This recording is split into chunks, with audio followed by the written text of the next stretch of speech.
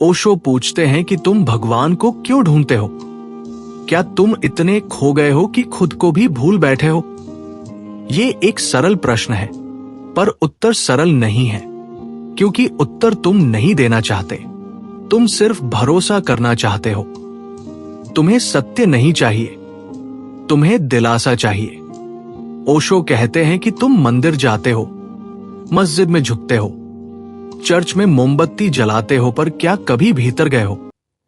क्या कभी खुद से भी पूछा, मैं क्यों खोज रहा हूं?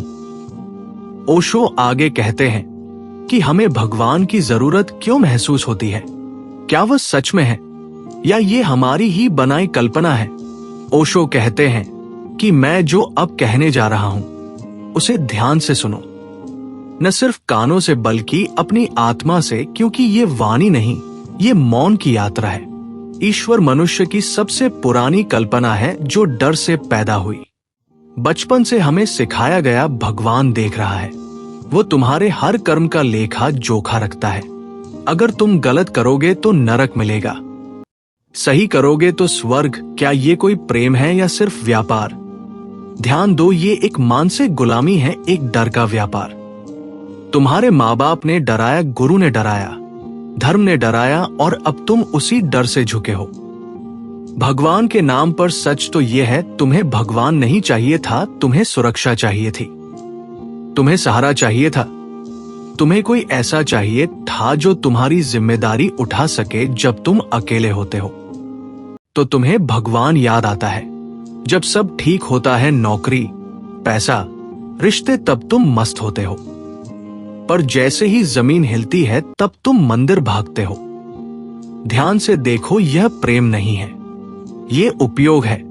भगवान तुम्हारे लिए एक सहारा बन गया है, एक मानसिक बैसाखी, और मैं कहता हूं तुम्हें सहारे की जरूरत नहीं है, तुम्हें सजगता की जरूरत है।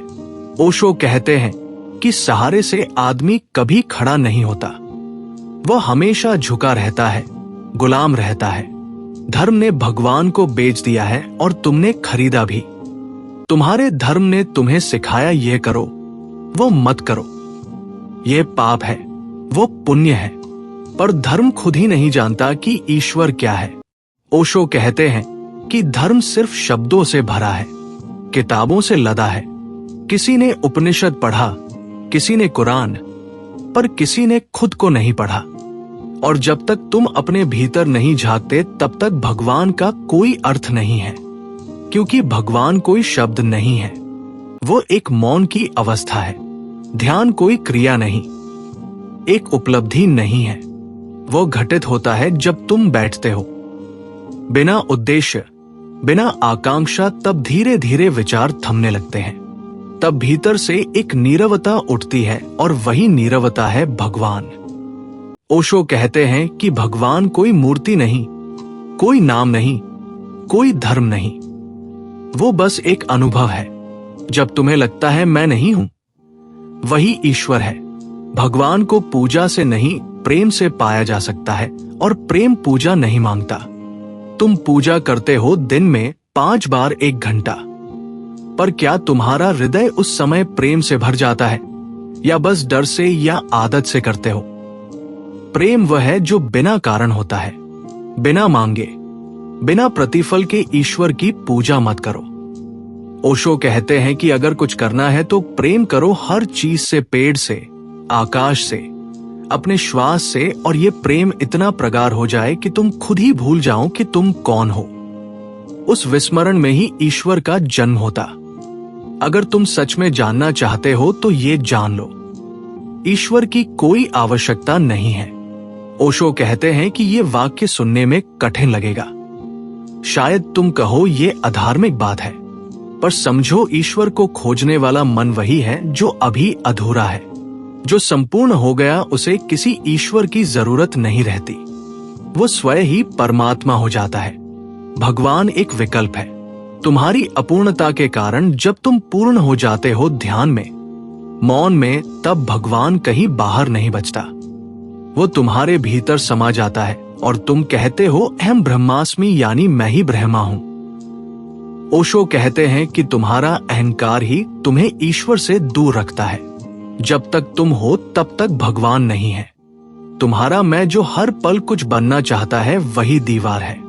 ये बहुत ध्यान से सुनने की बात है। ओशो कहते हैं कि तुम्हें कोई बनना नहीं है, तुम्हें कुछ पाना नहीं है, तुम्हें सिर्फ होना है, मौन में, सहज में, और वही तुम्हारे मौन में ईश्वर की घंटी बजती है। वो घंटी बाहर नहीं बजती, वह भीतर की गहराई में गूंजती है। तुम जितना खोजते हो उतना दूर हो जाते हो, क्योंकि खोज करने वाला कभी शांत नहीं होता। खोज बंद करो, सिर्फ मौन हो जाओ, बैठ जाओ बिना किसी आकांक्षा के, और धीरे धीरे एक उपस्थिति घटेगी। वो कोई नहीं है, वह तुम हो। पर वो तुम नहीं जो नाम है, जो पहचान है, जो अतीत है।